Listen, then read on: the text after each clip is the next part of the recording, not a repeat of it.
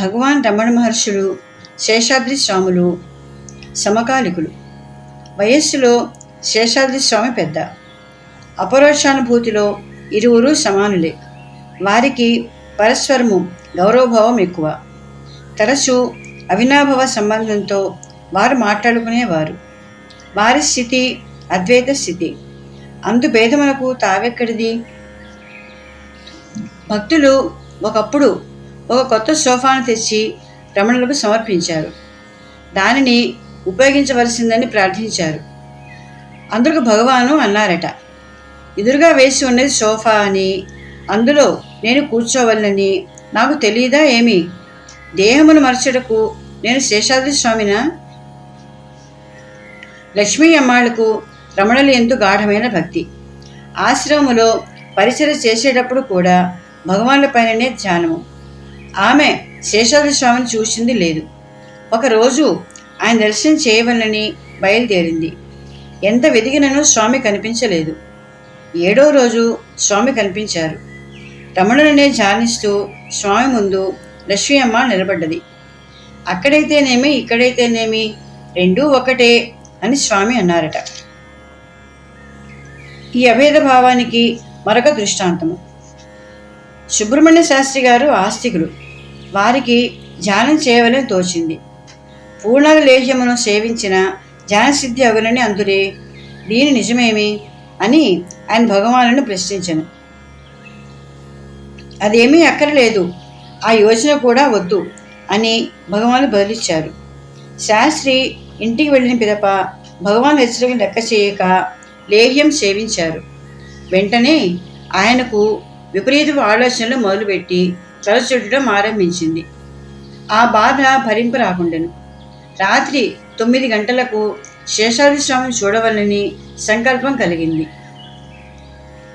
శాస్త్రి స్వామిని అన్వేషిస్తూ ఎళ్ళేనారు గుడికి రాగా అక్కడ ఆయన తన విచిత్ర సంభాషణ చేస్తున్నారు. శాస్త్రిని చూడగానే, నేను ఆ లేహ్యం తినవద్దని చెప్పాను కదా, బుద్ధి లేక ఎందుకు దాన్ని తిన్నావు అని అడిగారు.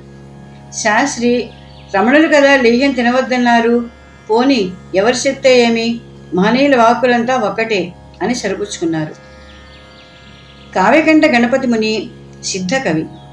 రమణులు సుబ్రహ్మణ్యం అంశ అని, గణపతి ముని గణపతి అంశ అని ప్రతీతి. గణపతి ముని భగవానులకు శిష్యుడు. బాల్యముననే పంచాక్షరి తారామంత్రము ఆయనకు ఉపదేశమై ఉండెను. ఆయన లక్షల కొద్ది జపము చేసెను. నవద్వీపమందు పండిత సభలో ఆయనకు కావ్యకంఠుడని బిరుదు వచ్చింది. అచ్చట గణపతి రితి కవికులపతి రతి దక్షో దాక్షిణాచోహం అని దర్పముగా ఆయన సభలో చెప్పుకొనెను. 1903లో తిరువణ్ణమలైకి వచ్చి రమణులను గురువుగా స్వీకరించి భగవాన్ల ఉపదేశాలను శంతోబద్ధం చేసి రమణగీత అని 18 అధ్యాయాల పుస్తకం ఒకటి రాశాను. కావ్యకంఠులకు భగవానులు కులదైవమనిచో శేషాద్రి స్వామి ఇష్టదైవము. స్వామిని కూర్చి ఆయన తరచూ సంభాషించును. పొరుగు ఊరు ఎవరైనా వచ్చి స్వామిని గురించి అడిగినా, శేషాద్రి స్వామయ్య, ఆయన పిచ్చి కదా, ఆ పిచ్చివాణి చూడనేలా అని అడుగును. అందుకు వారు నొచ్చుకొని స్వామి పక్షమున తీవ్రముగా వాదించిన వారి భక్తి మెచ్చుకొని సమాధానపరచును. కుండలిని ప్రసాదలబ్ధమైన దివ్యశక్తి స్వామి కలదని గణపతి శాస్త్రి అందుడు. ఒకప్పుడు శాస్త్రి గారు శక్తి తత్వంపై వరుసగా 10 రోజులు ఉపన్యాసం ఇచ్చింది. వారి కుమారుడు మహాదేవునికి పెళ్లి నిశ్చయమే ఉండెను. కడపటి రోజు ఆయనకు బహుకృతిగా 50 రూపాయలు వసూలు చేసిరి. ఉపన్యాసం జరుగుచుండగా స్వామి హఠాత్తుగా అక్కడికి వచ్చెను. వివరములను ఏమయో తెలుపక ఆ డబ్బును వారి చేతిలో ఉంచిరి. స్వామి, ఎందులకిది అని అడగగా, మీ ఇష్టం వచ్చిన వారికి ఇవ్వండి అని అన్నారట. వెంటనే గణపతి ముని చేతిలో ఆ పైకమును వేసి స్వామి, వాగర్ధవ సంపృక్తౌ వాగర్ధ ప్రతిపత్తయే జగత పితరౌ వందే పార్వతీ పరమేశ్వరౌ అని శ్లోకం చదివింది.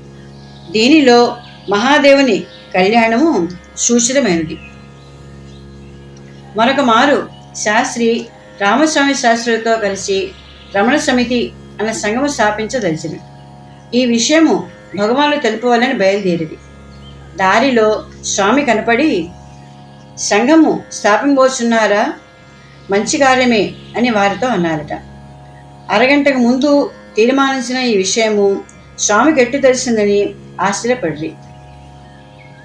స్వామి ఒత్తురని అంగడి వారందరూ కాచుకొని ఉందరు. ఆయన అంగడిలో అడుగుపెట్టిన ఆనాడు లాభము ద్విగుణీకృతముగా ఉండును. కానీ స్వామి చిత్తవృత్తి ఆయనకే ఎరుక. ఏదో తోచిన అంగడిలోనికి వెళ్ళును. సామానులను దోషులతో ఎత్తి కింద పోయెను. ధాన్యమును కింద చల్లును. సాధారణముగా ప్రతి అంగడిలోనూ స్వామి పటం ఉండెను. ఆ పటములకు కర్పూరహారతి ఇచ్చిన కానీ వ్యాపారం ప్రారంభించరు. ముత్యాల శెట్టి గారి అంగడికి మాత్రము స్వామి పిలువకనే వెళ్ళుదురు. స్వామికి శెట్టిగారన్న ప్రీతి. శెట్టిగారికి జవళి, దినవచ్చపు కొట్టు రెండూ కలవు. ఆయన సిబ్బందియు అధికము. శెట్టిగారికి దైవభక్తి ఎక్కువ. కర్పూరమును మాత్రము శెట్టి తన కిందనే ఉంచుకొని స్వయముగా అమ్మును.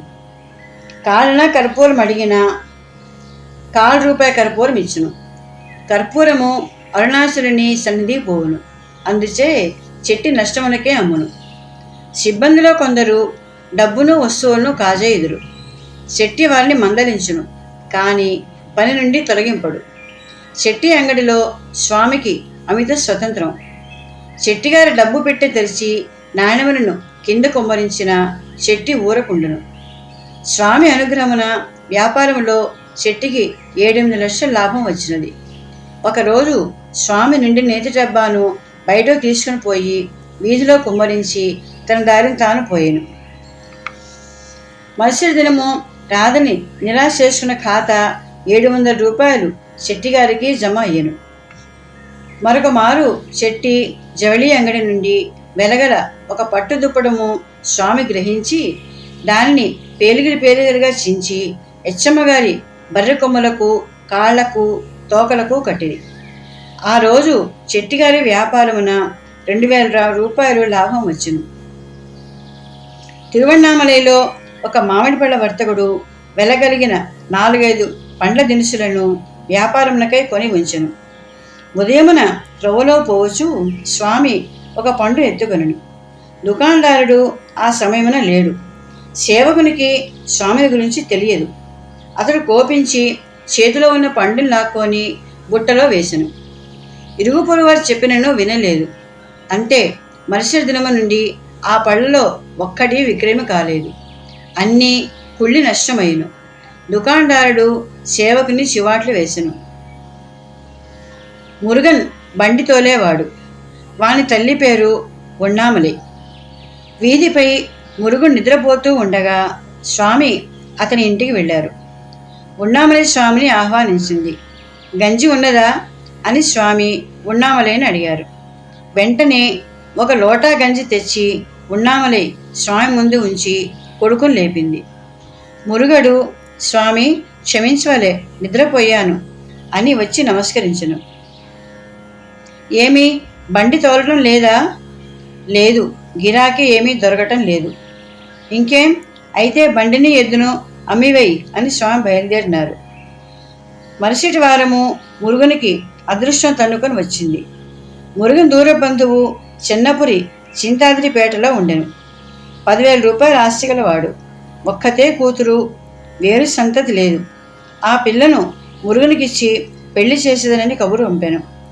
స్వామి చెప్పిన విధముగానే మురుగడు బండిని ఎద్దును అమ్మి చింతాద్రిపేటలో తల్లితో పాటు శ్రీమంతుని ఇల్లరిపుడు అల్లుడుగా స్థిరపడును. చొక్కలింగము ఒక మంగలి. ఈ నాపితునికి స్వామిని చూసిన రోజు పంట. స్వామికి క్షౌరం చొక్కలింగమే చేయును. స్వామి క్షౌరం చేసుకొనుచు ఒక చెంప, ఒక వంక మీసం తీయగానే దళాలు లేచి వెళ్ళిపోదు. ఆ వేషముతో ఒక పశ్చిమ రోజులు స్వామి వీధులలో పచాలు చేయును. క్షౌరమును వలసిన శుల్కము దుకాణదారుడు ఉప్పు స్వామియో చిన్న గురుగులో ఇచ్చుట వాడుక. ఒకనాడు స్వామి చొక్కలింగము క్షౌరము చేయుదువా అని అడిగిరి. శాంతము చేసుకొనొచ్చో చేసేదను అని చొక్కలింగం అనెను. స్వామి కట్టుబడి ఆ రోజు పూర్తిగా పవనము చేయించుకున్నది. కానీ ఆ రోజు చొక్కలింగమునకు డబ్బు ఇచ్చేవారు కనపడలేదు. సాయంత్రము ఇంటికి వెళ్ళుచుండగా స్వామి సేవా ఫలితము అన్నట్లు చొక్కలింగమునకు 5 రూపాయల నోటు దొరికినది. అలివేలు తిరువణ్ణామలైలో దాస్యవృత్తి చేసి జీవించేది. స్వామి ఒకనాడు ఇప్ప చెట్టు కింద సుఖాసీనులే కూర్చుని ఉండగా అలివేలు వెళ్ళి నమస్కరించింది. స్వామి తన ముందు పడి ఉండిన ఎండిన చామంతి పువ్వును తీసి గణిక శిరస్సుపై వాసన చూసి వేసెను. ఆ వారములో ఒక ధనికుని మూలమున ఆ గణికకు గొప్ప ధనలాభం కలిగెను. స్వామికి అన్ని వృత్తులు సమానమే, అందరి ఎడలను అనుకంపయే. స్వామిని సేవించిన వారికి వారి వారి వృత్తులలో ఏదో విధముగా అభివృద్ధి కలిగేది. స్వామి కృపచే చాలామందికి ధనలాభము, పై పదవులు కలుగుట సాధారణముగా ఉండెను.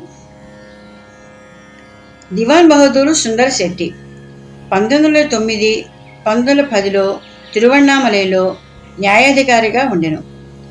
స్వామివారి యోగసిద్ధిని కూర్చి శెట్టిగారికి తెలిసెను. స్వామి దర్శించవలనని ఆయన అనుకొనెను. స్వామి తనంతటా శెట్టి ఇంటికి వెళ్ళెను. స్వామిని చూడగానే తన ఇష్టదైవమే స్వామి రూపణ వచ్చినట్లు శెట్టిగారి తోచింది. ఆసనమిచ్చి ఆతిథ్యమును స్వీకరించవలసిందని వేడుకొంది. స్వామియు అంగీకరించి విస్తరి ముందు కూర్చుండెను. స్వామి యథాప్రకారము మెతుకులను అటూ ఇటూ చల్లి భోజనము చేసెను. భోజనానంతరము ఒక కొత్త పంచెను తెచ్చి స్వామికి చెట్టి సమర్పించెను. స్వామి దాన్ని కట్టుకొని తన వస్త్రమును స్వయముగా చెట్టికి అంగవస్త్రముగా వేసెను. దాన్ని తీసి మరల వేసి మరల తీసి మరల వేసెను. తర్వాత చెట్టి ఇంటి నుండి బయలుదేరెను. 1907లో చెట్టి దక్షిణార్కాడ్ జిల్లాలో జిల్లా జడ్జిగా పనిచేయుచుండెను. విశ్రాంతి కొరకు కొన్ని రోజులు సెలవు తీసుకొని ఊరిపోవచ్చు తిరువణ్ణామలైకి వచ్చెను.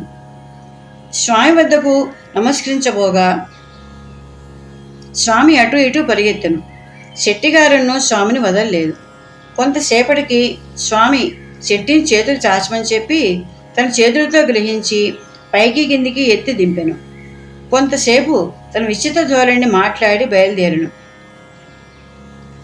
జడ్జి అంత క్రితమే సేవకుని ఒక నూతన వస్త్రమును తెమ్మని చెప్పి పంపి ఉండెను. అయ్యో, వస్త్రం వచ్చడం ముందే స్వామి వెళ్ళిపోయారు కదా అని చెట్టి విచారించుచుండగా స్వామికి సేవకుడు ఎదురుపడను. స్వామి స్వయంగా సేవకుని వద్ద నుండి వస్త్రాన్ని తీసుకొని మెడపై వేసుకున్నాను. చెట్టి చూసి సంతోషించెను. తిరువణ్ణామలై నుండి అనుకున్న రీతి చెట్టి విశ్రాంతికై స్వగ్రామమునకు వెళ్ళెను. సెలవు పూర్తి లోపల ఆయనను హైకోర్టు జడ్జి పదవికి నియమించినట్టు వార్త వచ్చెను. శివప్రకాశము పోలీస్ శాఖలో సబ్ ఇన్స్పెక్టర్గా పనిచేయుచుండెను. నెలకు 70 రూపాయల వేతనము. ఒకనాడు ఏదో పని మీద అతను సర్కిల్ ఇన్స్పెక్టర్ ఇంటికి బయలుదేరాను. దారిలో స్వామి ఎదురై, నీకు 10 రూపాయలు ఇచ్చేది తీసుకుందువా అని అడిగిరి. పై అధికారి ఉన్న ఉద్యోగము ఓడబీకున్న చాలును, హెచ్చు జీతము కూడానా అని ఎదురు ప్రశ్న వేశాను. అధికారి ఇచ్చిన ఏమి ఇవ్వకున్ననేమి, నేను ఇచ్చేదను తీసుకో అని స్వామి అతని టోపీని తన తలపై ఉంచుకొని తన ఉత్తరీయమును అతని మెడపై వేసి ఆ వేషముతో ఇరువురూ కలిసి సర్కిల్ ఇన్స్పెక్టర్ ఇంటికి వెళ్ళిరి. ఇన్స్పెక్టర్ భార్య శివప్రకాశమును చూసి, మీరు మంచి కాలం వచ్చినట్లున్నది, ప్రమోషన్ అవుతుందిలేండి అని చెప్పినది. దాని స్వామి నవ్వుచూ అవునవును అని తల ఊపిరి. పిదప మొదలియార్ వేదాంత విషయముగా స్వామిని ఏదో ప్రశ్నించను. అంతటితో స్వామి తటాన లేచి అతని తలపాగాను అతని తల మీద ఉంచి తన ఉత్తరీయమును తీసుకొని, ఇదో ఇందుకే పోలీసు వారి సహవాసం కూడదు అని చెప్పటం, నయవంచకుల వలె గుచ్చుగుచ్చి ప్రతి విషయము తెలుసుకుంటారు అని వెళ్ళిపోయాను. ఆ దినమే అతని జీతము 70 రూపాయల నుంచి 80 రూపాయలకు అధికమైనట్లు వార్త అందెను. డిఎస్పి శివప్రకాశములకు ప్రమోషన్ ఇవ్వకూడదని ఉండగా ఏఎస్పి శివప్రకాశ్ పక్షమును మాట్లాడి డిఎస్పిని వేతనాభివృద్ధికి సుముఖముగా మొలచినట్టు తర్వాత తెలిసింది. వెంకట్రామయ్యర్ డేనిష్ మిషన్ స్కూల్లో ఉపాధ్యాయుడు. ఏ కారణం చేతనో పై అధికారులు తాత్కాలికంగా అతని పని నుండి తొలగించి 3 మాసాల జీతము ఇవ్వకుండేది. అధికారుల్లో కొందరు అతనిని ఉద్యోగం నుండి తీసివేయవలని పట్టుబట్టి ఉండేది. పాపం అతనికి నిత్యగండము పూర్ణాయుష్గా ఉండెను. స్వామి భూతనారాయణి ఆలయం వద్ద ఉండగా వెంకట్రామయ్యరు తన పాదరక్షను వదిలి స్వామికి నమస్కరించిరి. నమస్కారం చేసి లేచినో లేదో స్వామి అతని పాదరక్షలలో ఒకటి తీసుకొని వెంకట్రామయ్యర్ నెత్తి మీద బలంగా కొట్టిరి.